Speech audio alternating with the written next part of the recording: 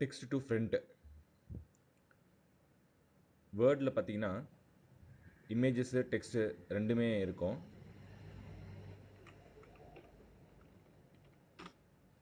வேர்டில் டைப் பண்ணுறேன். இப்போ இமேஜ் ஆர் ஷேப் ஏதோ ஒன்று கொண்டு வரேன். ஒரு பாக்ஸ் போட்டிருக்கேன். இந்த பாக்ஸ் என்னாச்சு, டெக்ஸ்ட்டுக்கு மேலே இருக்குது, டெக்ஸ்ட் மறைஞ்சிருச்சு. இதை பின்னாடி கொண்டு போகிறதுக்கு என்ன பண்ணுவோன்னா, இங்கே இருக்குது பாருங்கள், சென்ட் பேக் அப்படின்னு இருக்கு பாருங்கள். பிஹைண்ட் த டெக்ஸ்ட் வந்துருச்சுங்களா, சென்ட் பிஹைண்ட் டெக்ஸ்ட், அதுமாரி ஃப்ரண்ட் ஆஃப் டெக்ஸ்ட்டு. ஸோ என்ன சேஞ்சஸ் நடக்குது, டெக்ஸ்ட்டுக்கு பின்னாடி போகுது, முன்னாடி வருது. இதை பார்க்குறோம்ல, இதே ஆப்ஷனை தான் இங்கே என்ன பண்ண போகிறோம்னாக்கா நம்ம யூஸ் பண்ண போகிறோம். இப்போது அந்த டெக்ஸ்ட் ஃப்ரண்ட் அப்படியே இருக்கட்டும். இல்லை லைன் ட்ரா பண்ணுறேன்.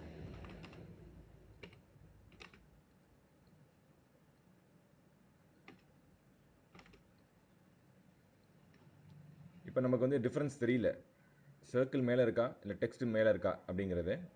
ஏன்னா ரெண்டும் ஒயிட் கலர். ஏதோ ஒரு கலரை மாற்றுவோம். இப்போ டெக்ஸ்டோட கலர் மட்டும் சேஞ்ச் பண்ணுவோம்.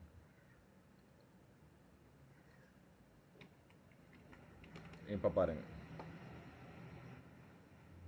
இப்போ டெக்ஸ்ட் ஆல்ரெடி என்ன இருக்குது, முன்னாடி தான் இருக்குது. டெக்ஸ்ட் வந்து ஃப்ரண்ட்டில் தான் இருக்குது.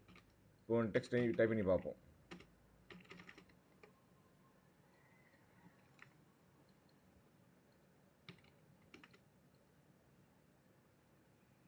ஃப்ரண்ட்டில் தான் இருக்குது.